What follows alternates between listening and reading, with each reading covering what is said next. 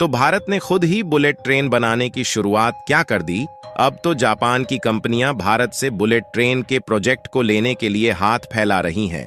दरअसल हाल ही में भारत के रेल मिनिस्टर अश्विनी वैष्णव ने खुद भारत में इंडिजिनियसली बुलेट ट्रेन बनाने का डिसीजन लिया है, क्योंकि अभी तक मुंबई और अहमदाबाद के बीच जो बुलेट ट्रेन चलाई जानी है उसे हम जापान से खरीदने वाले हैं। लेकिन जापान ने अचानक से इसकी कीमत इतनी ज्यादा बढ़ा दी कि यह हमारे लिए काफी ज्यादा कास्ट एक्सपेंसिव लग रहा है।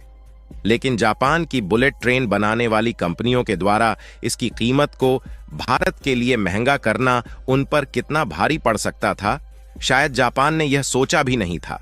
इसलिए भारत के रेल मिनिस्टर ने यह कहा कि अब हम भारत में बुलेट ट्रेन को डेवलप करेंगे, जिसमें Indian railway construction and manufacturing की दिग्गज कंपनी ICF बुलेट ट्रेन के कंस्ट्रक्शन पर काम करना भी शुरू कर चुकी है। और जब जापान की कंपनियों को लगा कि भारत खुद बुलेट ट्रेन के प्रोजेक्ट पर काम करने में तेजी ला रहा है, तो जो नई नई बुलेट ट्रेन और अन्य रेलवे प्रोजेक्ट की शुरुआत भारत में की जा रही है, उसमें जापानी कंपनियां खुद काम करने के लिए भारत के सामने हाथ फैला रही है। क्योंकि अब जापान की बुलेट ट्रेन बनाने वाली कंपनियों को इस बात का डर सताने लगा है कि भारत अन्य रेलवे प्रोजेक्ट में चीन की मदद न ले ले। और यदि हम ऐसा करते हैं तो बुलेट ट्रेन को बहुत ही जल्द और कम इन्वेस्टमेंट में दौड़ा सकते हैं। लेकिन हम सिक्योरिटी पर्पज के कारण चीन से दूर हटे हुए हैं। पूरी अपडेट क्या है इस वीडियो में समझते हैं। लेकिन आगे बढ़ने से पहले जापान की बुलेट ट्रेन बनाने वाली कंपनियां दोबारा से भारत के सामने झुकती हुई दिखाई दे रही है। उसके लिए वीडियो को एक लाइक करके चैनल को सब्सक्राइब जरूर कर लीजिए,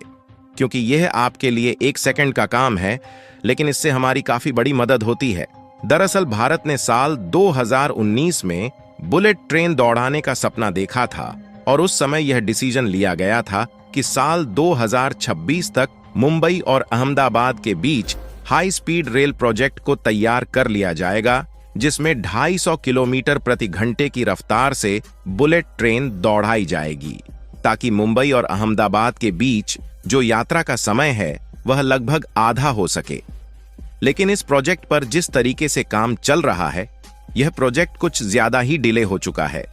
और शायद भारत की कंपनियां अकेले इस प्रोजेक्ट पर काम करती तो और जल्द ही यह पूरा हो सकता था।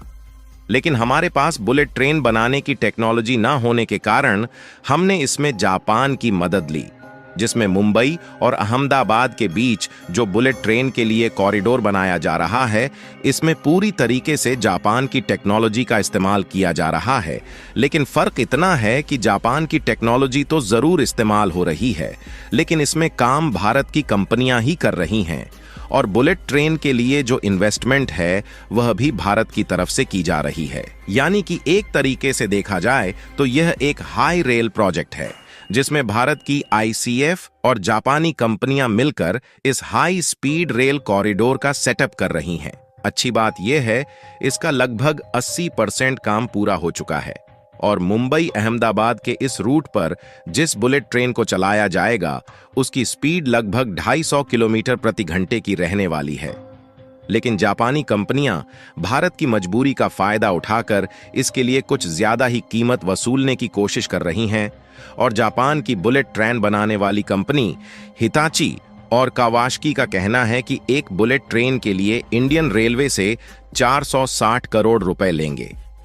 जबकि इंडियन रेलवे यह नहीं चाहती कि इस तरीके के बुलेट ट्रेन के लिए केवल कुछ टेक्नोलॉजी ना होने के कारण हमसे ज्यादा कीमत वसूली जाए। लेकिन जापानी कंपनियों को शायद इस बात का अंदाजा नहीं है कि वह भारत के लिए बुलेट ट्रेन को महंगी करके अपने आप का कितना बड़ा नुकसान कर बैठी है। क्योंकि जापान की बुलेट ट्रेन हमारे लिए महंगी पड़ जाने के कारण इंडियन रेलवे की दिग्गज कंस्ट्रक्शन कंपनी मानी जाने वाली ICF ने बुलेट ट्रेन को बनाने के काम पर तेजी कर दी, जिससे जापान की बुलेट ट्रेन बनाने वाली हिताची और कावासाकी को लगा कि उनका काफी बड़ा नुकसान होने जा रहा है और भारत में अहमदाबाद और मुंबई के बीच बुलेट ट्रेन वाला प्रोजेक्ट उनके हाथ से निकलने वाला है। इसीलिए अब जापान की यह कंपनी भारत के आगे झुकती हुई दिखाई दे रही है और हाल ही में खबर निकलकर आई कि जापान की हिताची और कावासाकी यह दोनों कंपनियां बुलेट ट्रेन देने के साथ साथ बाद की सुविधाओं के लिए इंटीग्रेटेड कनेक्टिविटी की सर्विस भी भारत को ऑफर कर रही है और शायद जापान की कंपनियों को भारत की उभरती मार्केट और रेलवे की उपयोगिता समझ में आने लगी है। और जापान की बुलेट ट्रेन बनाने वाली कंपनी कवासकी इस बात को स्वीकारने के लिए तैयार हो चुकी है कि भारत के जरूरत की सभी मॉडिफिकेशन खुद करेगी और उन्होंने भारत की सहायता करते हुए खुद कहा कि रेलवे प्रोजेक्ट में भारत एक बहुत बड़ा मार्केट बनता जा रहा है जिसमें जापान की यह कंपनियां अहम भूमिका निभा सकती हैं। आपको बता दें कि मुंबई और अहमदाबाद के बीच हाई स्पीड रेल प्रोजेक्ट लगभग 1.2 लाख करोड़ रुपए होने वाली है। इस प्रोजेक्ट के सेटअप होने की लागत बढ़ती है तो ऐसे में यह प्रोजेक्ट और ज्यादा डिले हो सकता है, इसलिए हमें बजट का भी विशेष ध्यान रखना है। फिलहाल इस समय जापान की हिताची, कवासकी और इंडियन रेलवे के बीच अभी भी नेगोशिएशन चल रहा है कि जापान की टेक्नोलॉजी कहां-कहां पर इस्तेमाल की जाएगी और कहां पर इसमें इंडिजिनाइजेशन रहेगा। और नेगोशिएशन से निकलकर आई रिपोर्ट की माने तो जापान की यह कंपनियां जो बुलेट ट्रेन भारत में भेजेंगी उसकी फुल स्पीड 320 किलोमीटर प्रति घंटे की होगी, जबकि 250 किलोमीटर प्रति घंटे की रफ्तार से चलाया जाएगा, क्योंकि जो ट्रैक कॉरिडोर बनाया जा रहा है इसकी कैपेसिटी 250 किलोमीटर प्रति घंटे की रफ्तार से ही रखी गई है। और यदि नेगोशिएशंस फाइनल होती है तो सबसे पहले जापान से भारत में 18 बुलेट ट्रेन को मंगाने की बातचीत चल रही है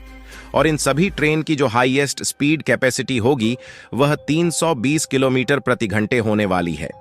इससे फायदा यह होगा कि यदि हम फ्यूचर में चाहे तो जो अन्य हाई स्पीड वाली कॉरिडोर होंगे उन पर इन बुलेट ट्रेन्स को 320 किलोमीटर प्रति घंटे की रफ्तार तक चला सकते हैं। और जापानी ट्रेन मैन्युफैक्चरर ऐसा करने के लिए इसलिए तैयार हो चुकी है क्योंकि इंडियन रेलवे की जो प्रेजेंस है वह सिंगापुर और मलेशिया में भी कहीं ज्यादा है और भारत के द्वारा सिंगापुर और मलेशिया में रेलवे से रिलेटेड कई इंफ्रास्ट्रक्चर और डेवलपमेंट प्रोजेक्ट भारत के द्वारा पूरे किए गए हैं। और आपको मालूम हो तो भारत के द्वारा रेलवे कंपोनेंट भी इन दोनों देशों में एक्सपोर्ट किए जाते हैं और इस समय भारत के साथ साथ सिंगापुर और मलेशिया में रेलवे के बुनियादी ढांचे को बढ़ाया जा रहा है। और जापान की बुलेट ट्रेन मैन्युफैक्चर करने वाली इन दोनों देशों की नजर इसी पर टिकी हुई है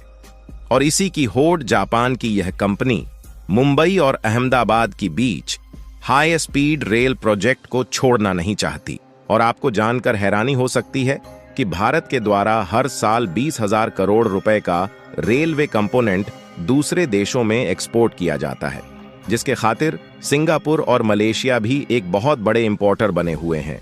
यानी कि देखा जाए तो भारत की जो रेलवे के मामले में इन दोनों देशों में पहुंच है कहीं ज्यादा है।